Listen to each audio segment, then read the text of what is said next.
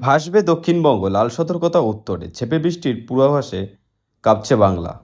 বাংলার আকাশ জুড়ে এখন দুর্যোগের ঘনঘটা। একদিকে উত্তরবঙ্গে প্রবল বর্ষণে যখন জনজীবন বিপর্যস্ত, অন্যদিকে দক্ষিণবঙ্গে নতুন করে নিম্নচাপের ভূকুটি তৈরি হয়েছে।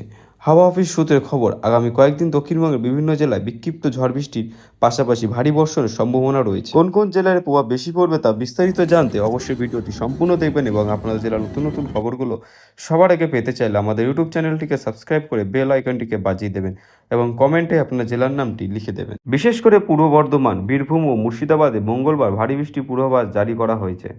বুধবার সেই বৃষ্টির দাপট ঝাড়গ্রাম, বাঁকুড়া ও পুরুলিয়া জেলাতেও ছড়িয়ে পড়ার আশঙ্কা রয়েছে। কলকাতায় আপাতত বিক্ষিপ্ত বৃষ্টির সম্ভাবনা থাকলেও বাতাসে আতঙ্কজনক শক্তি বজায় থাকবে।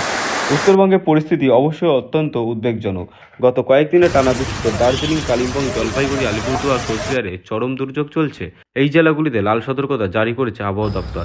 আলিপুরদুয়ার ও কোচবিহারে একদিনে 200 মিলিমিটারের বেশি বৃষ্টির আশঙ্কা রয়েছে, যা পাহাড়ি এলাকায় ধস নামার ঝুঁকি বাড়তে পারে। এছাড়া সিকিমে রুদ্রমূর্তির প্রভাব পড়েছে উত্তরবঙ্গে। জলের তরে ভেসে গেছে বেইলি ব্রিজ, বিচ্ছিন্ন হয়েছে জঙ্গু ভ্যালি এলাকায় পাহাড়ি নদীর জলস্তর বিপদসীমার উপর দিয়ে বইছে। ডুয়ার্সে ও বন্যা পরিস্থিতি সৃষ্টি হয়েছে। ভুটানে প্রবল বৃষ্টির জেরে হাতিনালার জলস্তর ভোর রাতের দিকে বিপদসীমা ছাড়িয়ে যায়, যার ফলে বানারহাটে বিস্তীর্ণ এলাকা জলমগ্ন হয়ে পড়ে। যদিও দিনের বেলায় বৃষ্টির তীব্রতা কিছুটা কমায় জলস্তর নামতে শুরু করেছে, তবে প্রশাসনিক স্তরে সর্বোচ্চ সতর্কতা অবলম্বন করা হচ্ছে।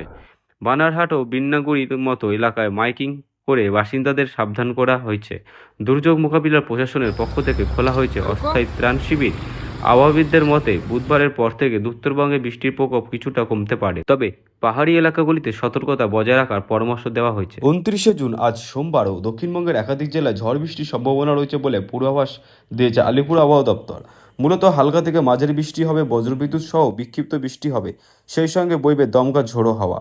দক্ষিণবঙ্গের পশ্চিমাঞ্চলের বেশ কিছু জেলায় কমলা সতর্কতা জারি করেছে হাওয়া অফিস।